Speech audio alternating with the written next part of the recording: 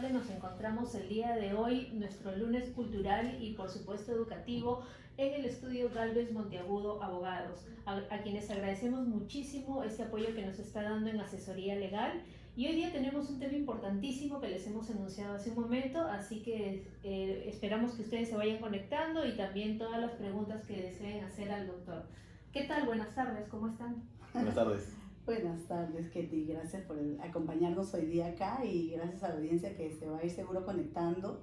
He tenido muchas llamadas, muchos mensajes en esta visita aquí a mi país.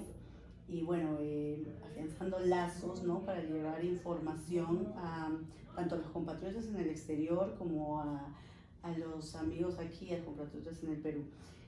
Bueno, esta vez nos encontramos aquí con el doctor Luis Rodríguez. Él es especialista en solución de controversias, derecho inmobiliario y corporativo del estudio Gálvez Monteagudo. Doctor, buenas tardes. Muy buenas tardes, Cristina. Gracias por su tiempo. Hay muchísimos temas que vamos a ir cubriendo poco a poco durante el año, porque la verdad que tenemos tanta información que la comunidad siempre nos está preguntando, llamando sobre el tema inmobiliario, ¿no? Entonces, bueno, vamos a empezar por primero preguntarle a usted cómo así uno se siente dueño o se sabe dueño de una propiedad en la que vive. Bueno, primero muchas gracias, buenas tardes a todos, a toda la audiencia. Bueno, en principio creo que debemos iniciar con algo muy importante. En el país existe un gran índice de informalidad en propiedad inmueble. Es más, precisamente por ello, en su oportunidad se creó COFOPRI, que era una entidad estatal que se encargaba de titulizar la propiedad, es decir, crear títulos de propiedad. Lamentablemente, en la actualidad ese índice aún sigue siendo bastante grande. Existen muchas personas en el país que viven, digamos, una cierta cantidad de tiempo, toda su vida, y no tienen un título de propiedad o no lo tienen inscrito en registros públicos, que en teoría y en la realidad y en la práctica es muy importante. Justo parte de la conversación es comentarle un poco de mi experiencia y la experiencia en el estudio en estos temas, y les cuento un caso que nos sucedió hace poco. Eran dos jóvenes que vivieron mucho tiempo en una determinada ciudad de Lima.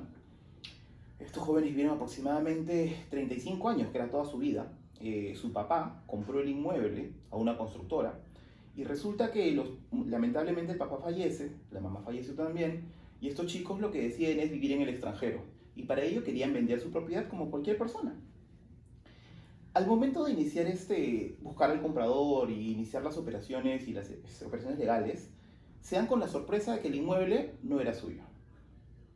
Increíble. Lamentablemente estos señores pagaban su impuesto predial, pagaban sus arbitrios, pagaban la luz, el agua, teléfono, internet, pero no tenían un documento que acredite la propiedad. Lo que había sucedido en este caso es que el papá, el que compró el inmueble a esta constructora, lo único que realizó fue una compraventa, una minuta. Si bien es cierto, el Código Civil en el país determina que la sola obligación de enajenar te convierte en propietario, eso quiere decir que si yo te digo a ti, te compro el inmueble y te doy un monto, pues obviamente eso se concreta con la compraventa. Lamentablemente, la realidad es otra. Los abogados lo que hacemos en este tipo de situaciones es formalizarla, que esta minuta se eleve en escritura pública, que posteriormente esta escritura pública se inscribe en registros públicos. Eso de alguna manera garantiza la propiedad y sobre todo la oposición a terceras personas del inmueble. En el caso que les estoy comentando, estos señores, este señor no había realizado eso, solo tenía una hojita donde le compraban. Así es que lo que hicieron estos chicos es ir a registros públicos, buscaron y se dieron cuenta pues que la propiedad estaba registrada a nombre de la constructora. ¿Qué situaciones o qué cosas podemos hacer ahí? Va a depender muchísimo de la situación y de las situaciones y los documentos que contengan. Una de las primeras opciones que se realiza en este tipo de situaciones es una prescripción adquisitiva de dominio, que es un proceso legal, un proceso judicial o notarial, dependiendo, en el que uno adquiere la propiedad. Creo que después ya les vamos a comentar a más detalle ese tema. Otra de las situaciones o otra de las cosas que se pueden hacer es plantear un otorgamiento de escritura pública. Ese también es un proceso judicial en el cual el juez va a revisar los documentos y se va a poner en calidad de vendedor, y él va a firmar si es que la otra parte no existe o no aparece, y va a firmar como vendedor. Y se va a entregar una escritura pública, la misma que va a tener la misma validez que una compraventa y se va a inscribir en registros públicos. Esas son las opciones que tenemos más o menos para, de alguna manera, formalizar o proteger la propiedad. Correcto, doctor.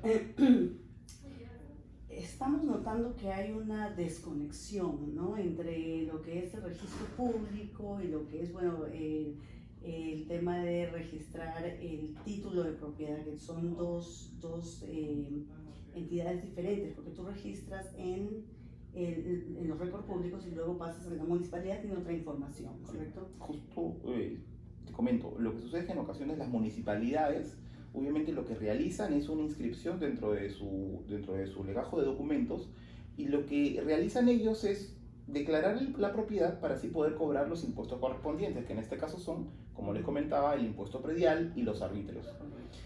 Obviamente eso le garantiza a la municipalidad recaudar. Correcto. La municipalidad está al tanto de todo, ¿no? Ellos lógicamente tienen que cobrar para el tema de sus utilidades, para pagar todas las cosas que se necesitan en la comunidad, ¿no? Los colegios, la policía, y todo sale de los impuestos que pagamos todos los ciudadanos. Entonces, mucha gente ha tenido muchas preguntas. Mucha gente no habla del tema, especialmente en la familia. Hay un temor, hay digamos, es como un tabú, es como un tema de no conversarlo, de tener un miedo, ¿no? En que, ¿de quién es esta propiedad? Mi padre nos va a dejar, vamos a hablar de la muerte antes de, ¿no? Entonces, ¿a quién le corresponde? O sea, es muy complicado, es un tema bien delicado, pero yo considero que son conversaciones que se tienen que tener antes, para que cuando pasen estos casos no tengamos esos problemas y la familia no termina pues desuniéndose, o los partners o las personas que entran en una sociedad pues se vean pues que tengan todas las cosas claras, ¿no? Sí, mira, lamentablemente también hemos tenido casos de esos, que familias muy unidas, que han sido clientes por años, el patriarca, el papá de la familia, que es el que unía a todos, lamentablemente fallece, porque así es la vida, lamentablemente. Al fallecer, eso genera que los hijos se sienten, ya sea en el velorio, como ha pasado en ocasiones, o en una situación diferente, y digan, bueno, ¿y ahora qué hacemos con las cosas? ¿Qué hacemos con los bienes? En vez de prevenir. En vez de prevenir. Ahora, es importante mencionarles que aquí en el Perú, la legislación, el Código Civil, para ser exactos, determina cuál es el porcentaje de la herencia. Por ejemplo, a diferencia de otros países como en Estados Unidos, donde la persona antes de fallecer puede determinar o puede establecer cómo reparte su bien, en el Perú sí existen unos límites, que en este caso, por ejemplo, existen los herederos forzosos, llámese los hijos y la esposa. Ahora, existe una liberalidad, pues se puede llamar así, que es de la tercera parte del patrimonio del causante. Se le llama causante a la persona que fallece. Esta tercera parte puede ser de libre disponibilidad y se la puede entregar a su vecino, a su amigo, y eso sí se puede disponer de la manera que se quiera. Pero las otras dos terceras partes sí tienen que ser divididas tanto en los hijos como en la mamá. Después, en otra entrevista probablemente les explique exactamente cómo es la división, porque de hecho, a grandes rasgos, lo que sucede después de que una persona fallece es que se reúne todo el patrimonio que se ha obtenido. Ese patrimonio se liquida primero entre dos, si es que están casados o si es que es una unión de hecho. Y ese patrimonio se divide en dos. Un porcentaje que es del causante, que les he explicado que es la persona que fallece, y el otro 50% que es el de la esposa. Este 50% que es del causante de la persona que fallece se vuelve a dividir en partes iguales entre la esposa y los hijos. Así es que más o menos esa es la figura del Código Civil. Definitivamente ahí tenemos un tema muy largo, porque aquí vienen las preguntas sobre los hijos de la mamá y los hijos del papá, etcétera, etcétera, ¿no? Los hijos que no sabían que existían, sí, claro, es un tema... Muchísimo, es un tema muy amplio y lo vamos a conversar, y nos gustaría que sigan, que nos sigan y que nos envíen sus preguntas. Yo tengo otra consulta. Si vivo más de 10 años en el inmueble, ¿no?, ¿puedo solicitar un proceso de prescripción o adquisición del dominio? Ya, muy buena pregunta.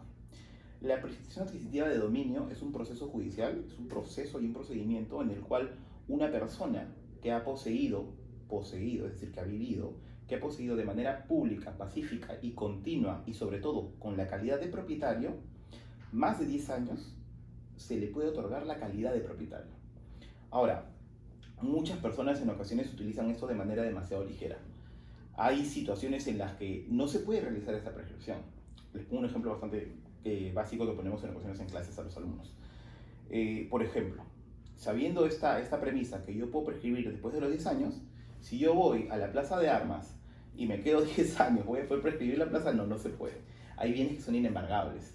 De la misma manera, hay bienes que, por ejemplo, le pertenecen a comunidades campesinas. La Constitución ha determinado que esos bienes también son imprescriptibles. Pero sí existen otras situaciones en las que sí figuran. Como les he comentado, las características son los requisitos que ya les he comentado, y se los repito, que es poseer de manera pública, pacífica, continua y sobre todo como propietario. Estos requisitos son indispensables para poder pretender una prescripción, entre otros requisitos legales que determina el Código Procesal Civil, como por ejemplo los planos, las memorias descriptivas que deben estar previamente visadas por la municipalidad de donde esté el inmueble. Este proceso se puede realizar de dos maneras, ya sea una vía judicial ante un juez o vía notarial. Es importante también saber una pequeña diferencia en este tema. Los plazos se pueden acortar. Si es que tú posees, digamos, no teniendo buena fe, tienes que acreditar 10 años de posesión. Pero si tú tienes un justo título, es decir, un contrato de compra-venta, como por ejemplo en el caso de estos chicos que les comenté al inicio, este justo título les permite prescribir en 5 años. Es una situación bastante importante porque eso va a cortar los plazos y va a ser posible que ya sea vía judicial se pueda realizar la prescripción y obtener el título y sobre todo la inscripción en registros públicos, que a la larga es muy importante. Ahora, es importante también saber que en nuestro país los registros públicos son declarativos, no son constitutivos. ¿Qué significa eso? Que figure en registros públicos no lo hace propietario, como les he explicado hace un momento. La sola obligación de enajenar te convierte en propietario, pero la práctica en la realidad nos ha demostrado, y a nosotros los abogados, que estamos obligados a brindar un buen servicio a nuestros clientes, es continuar con todos estos procedimientos, estos pasos, que es elevar la escritura pública, que es inscribir en registros públicos, para que se mantenga protegida la propiedad. Claro. Ketty, ¿tienes alguna pregunta? Sí, tenemos una pregunta. Justamente cuando usted mencionaba el caso de estos jóvenes y de que solo tenían una minuta, en el caso de que continúen con esa minuta, ¿se puede hacer una independización en la propiedad? Por ejemplo, hay una propiedad de 3, 4 pisos, pero solo está la minuta. Ya. Y hay uno de los hijos que quiere hacer una independización de uno de los pisos. Ya, en este caso, a grandes rasgos, lo que se tiene que realizar primero es la prescripción del inmueble, que se determine exactamente la propiedad y que esté inscrita en registros públicos. Ese va a ser un paso determinante y primordial, porque si no se inscribe en registros públicos, la independización no va a poder realizarse. No solo se va a quedar, se queda en un departamento, pero tiene que continuarse en el otro. Si no se continúa, simplemente no se puede hacer la división. Gracias, amigo Jeremías, por tu pregunta. Sí, hemos visto muchos casos, conversaba con la doctora Kelly la semana pasada, que existían personas pues, que hacen la construcción, no están en la familia, y el padre le dice, bueno, te doy el segundo piso, te doy los aires, o te doy esto, lo otro. Ellos invierten, construyen, y luego resulta que no están registrados, y de pronto termina pues siendo víctimas de una evicción, porque el último de la persona que es realmente dueña de la propiedad, sí, pues sale sí, sucede mucho. Justo sobre la pregunta es importante también mencionarles a todas las personas que poseen un bien o que tienen la propiedad de ellos, es que hay otro caso particular que sucede mucho en el país, en Lima y en provincias también, que es, yo tengo la propiedad, está inscrita en registros públicos, tengo todo formal, pero resulta que en registros públicos existe algo que se llama la declaratoria de fábrica. ¿Qué cosa es eso? Simplemente es determinar cuántos pisos tengo y cuál es las áreas que tengo dentro del inmueble. ¿Qué sucede? Las personas tienen la partida y construye, y muchas veces, lamentablemente, sin una licencia de construcción. Correcto. Así es que, ¿qué sucede con esas cosas? ¿Se puede regularizar? Hay formas, sí, dependiendo del tipo de año, para aplicar una ley correspondiente, se podrá regularizar, pero nosotros recomendamos, y aquí en el estudio, velamos porque estas situaciones no sucedan. Porque uno puede ser pasible de pagar una multa por una construcción sin una licencia, que no son nada chicas. Lo que se pretende es obviamente hacer una formalización, hacer una declaratoria de fábrica, para que así cosa que mucha gente no entiende. La declaratoria de fábrica importa muchísimo para determinar el valor del inmueble. Una cosa es un inmueble que esté en terreno, que puede valer, no sé, $100.000, y otra cosa es un inmueble que tenga 5 pisos, en donde obviamente el valor se va a incrementar. Y obviamente tu inmueble va a valer muchísimo más, lo cual te va a permitir después desarrollar muchísima actividad económica que imagino es correcto, y justamente vamos a un poquito a andar en ese tema, pero lo que, bueno, para los peruanos que están en el exterior, lo que el doctor está explicando es lo que llamamos el certificado de ocupación, ¿no? Entonces, si no tenemos ese certificado, prácticamente vamos a vivir en una vivienda donde pues, no está legalizada completamente. Doctor, ¿qué puedo hacer con el inmueble? Justo antes de avanzar con una pregunta, y esto es muy importante sobre todo para las personas que viven en el extranjero, y esto es determinante y nos ha pasado muchísimo. Una persona compra un inmueble en Perú, lo compra, construye, pero por A o B motivos tiene que radicar en el extranjero. Vive allá y pasa lo que le hemos comentado hace un momento, se olvida del inmueble. Y lo deja y se lo deja un amigo o un vecino, o simplemente se olvida del inmueble. Estas personas que tienen esos inmuebles tienen que preocuparse, porque el Perú, como hemos comentado hace un momento, tiene la figura de la prescripción adquisitiva de dominio. ¿Qué es esta figura? Como hemos comentado, tiene una naturaleza muy importante. El Estado beneficia o otorga beneficios a quien use el bien. En este caso, si tú tienes un inmueble y lo dejas abandonado, pues el Estado va a proteger a quien sí lo usa, a quien paga los impuestos, a quien paga los arbitrios, al que utilice el bien. Así es que es muy importante tener mecanismos legales para que esto no suceda y tú no pierdas tu inversión. Justo comentábamos la vez pasada con mis socios, ¿cómo podemos hacer eso? Y existen muchos mecanismos. Registros públicos tiene incluso un mecanismo que se llama alerta registral. Es decir, que cada vez que pasa algo, pum, te mandan un mensaje de texto y X cosas. O sea, existen mecanismos y nosotros los abogados obviamente tenemos que brindar todas las herramientas para proteger la propiedad, porque es un bien importante. Correcto, y ahí vamos a pedirle todos esos accesos, todos esos enlaces para que la gente pueda visitar esas páginas y saber, pues, no tener más información sobre su propiedad.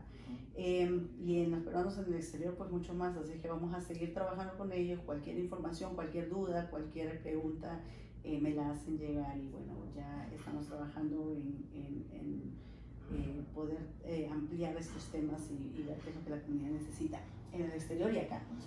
Doctor, ¿qué puedo hacer con mi mueble? ¿Qué podemos hacer con Muy buena pregunta, muchísimo. Una vez que es mío.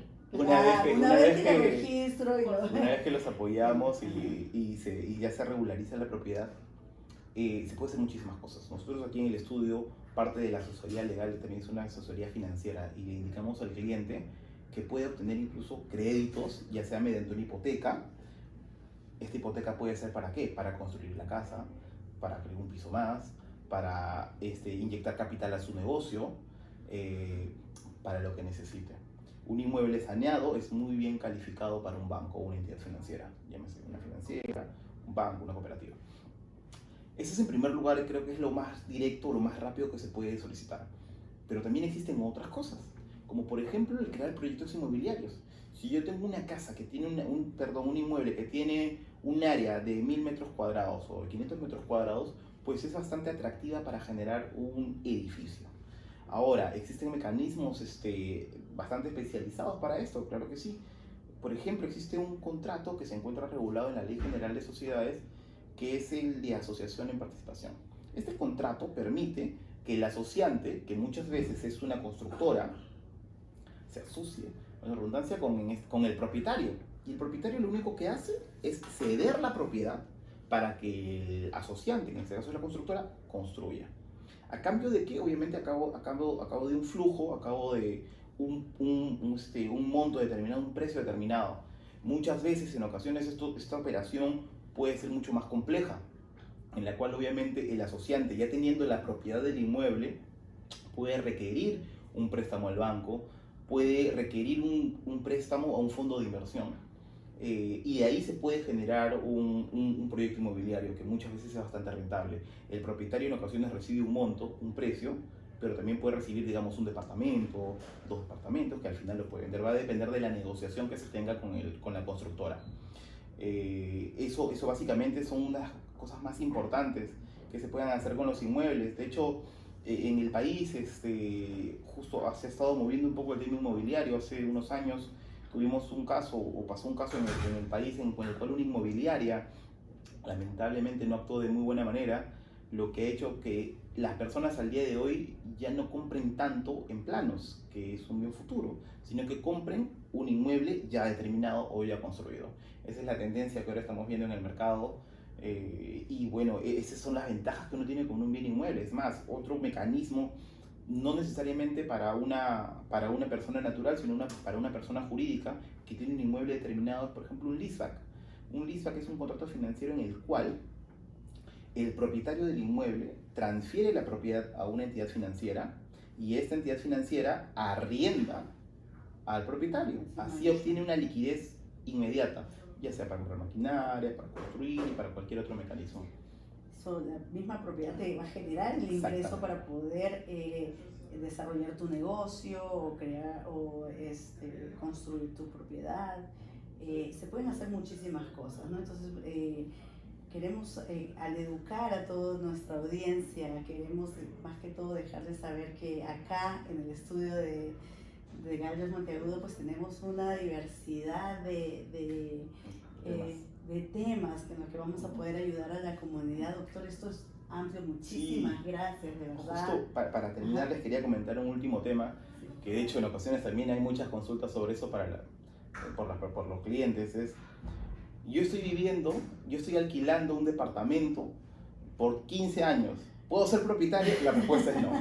La respuesta es no. Pues el alquiler no. No puedes recibir un alquiler. Claro, si tienes un contrato de alquiler, es una de las cosas que obviamente después recomendamos a los clientes en el extranjero, en el Perú, tener un contrato determinado, ya sea de alquiler o si es un tenedor se le denomina a una persona que está cuidando el inmueble. Si hay un contrato por medio, tampoco te puede prescribir. Correcto. He tenido muchas preguntas, hay mucho temor en la comunidad en el exterior, que dicen, pues yo no quiero que nadie entre a mi propiedad, no quiero, prefiero mantener la propiedad vacía, que nadie, y eso al contrario es un daño, porque al no tener a nadie que te cuide el inmueble, entonces va a ser pues un daño más que todo a la... Exactamente. Entonces, bueno, doctor, lo vamos a invitar a que por favor continúe, vamos a estar todos los meses conversando, tratando de hacer enlaces desde el exterior o acá, así que si tienen más preguntas ya saben, por inbox, por WhatsApp, por todas cualquier plataforma en la que nos puedan encontrar, y como siempre yo crecí en Zárate. Muchísimas gracias, Ketty, a todos, y bueno, vamos a continuar con los videos más adelante para poder postearlos. Listo. Muchas gracias. Muchísimas gracias a ustedes. Ya les dejamos el enlace para que también puedan hacer sus preguntas, puedan venir aquí, averiguar y hacer las consultas que requieran, tanto personas naturales como personas jurídicas. Así que les recordamos a todos los amigos de Zárate que también hay una vasta población de industriales que también pueden hacer sus consultas aquí en el estudio Galvez Monteagudo.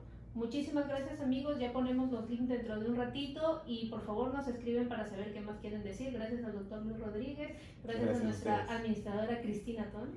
Así que buenas tardes y pásenla bonito. Chao. Perfecto.